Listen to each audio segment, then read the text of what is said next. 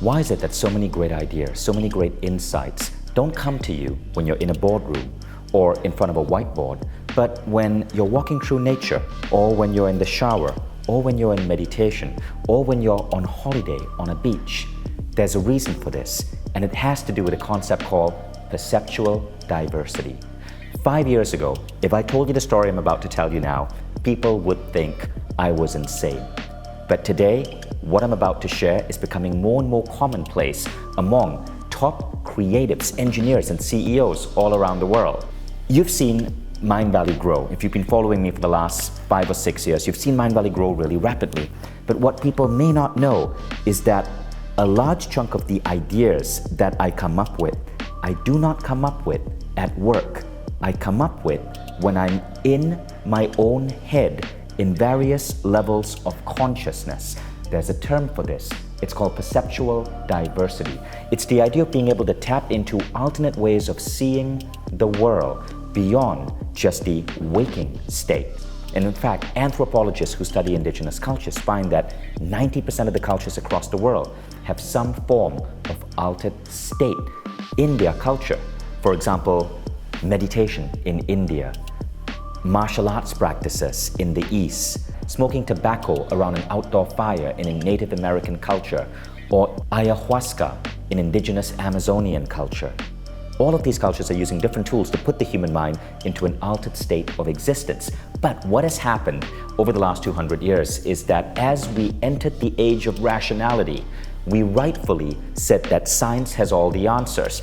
This is partially true. Science has a lot of answers. But there are things that we couldn't explain with science that we chose to discard because we couldn't fully understand them. And one of the things we lost is what scientists call perceptual diversity.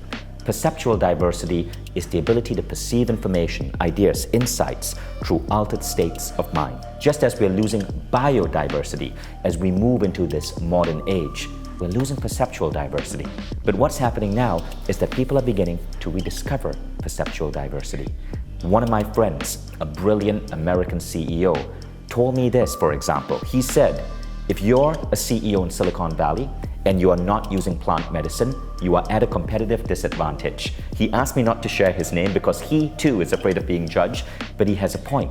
Plant medicine is one of the ways to access altered states. In fact, in Daniel Goleman's book, Altered Traits, he says there are 4 ways to access altered states, to tap into these ideas, these insights. Plant medicine is powerful, but there's also neurotraining, meditation, and breath work. All 4 of these are powerful tools you can use to access these states of mind that modern society has just beaten out of us. And when you're in these states of mind, remarkable ideas can flow. But all 3 of these have some issues. Ayahuasca requires a lot of time investment. Neurotraining is expensive. Breath work is unpredictable. You often don't know the insights you're going to get. They're all remarkable.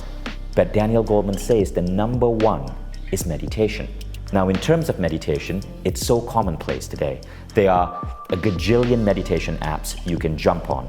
But there is one form of meditation that I think is the best out there for inducing altered states and teaching you how to tap into these altered states of mind to shift your reality.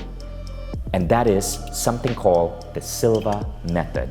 More on that in a bit. First, what are the altered states? So there are different ways to measure altered states of mind.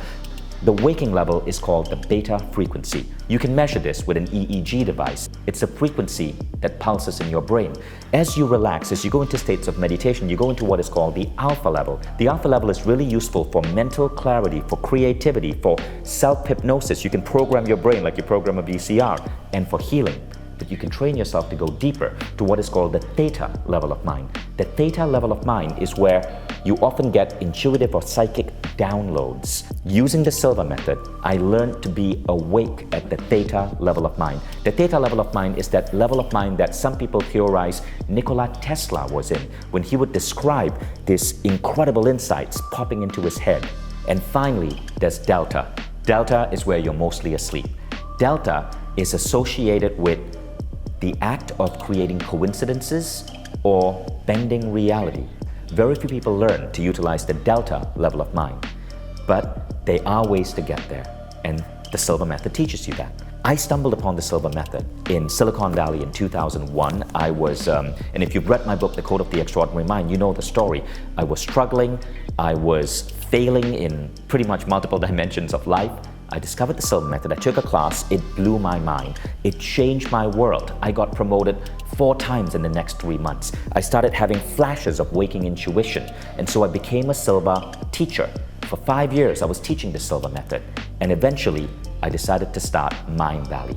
Today, the Silva Method is still one of the foremost tools I use to navigate the world. The founder of the Silva Method, though, Jose Silva, passed away in 1999. And so I'd had to learn his tools through classes from instructors and books.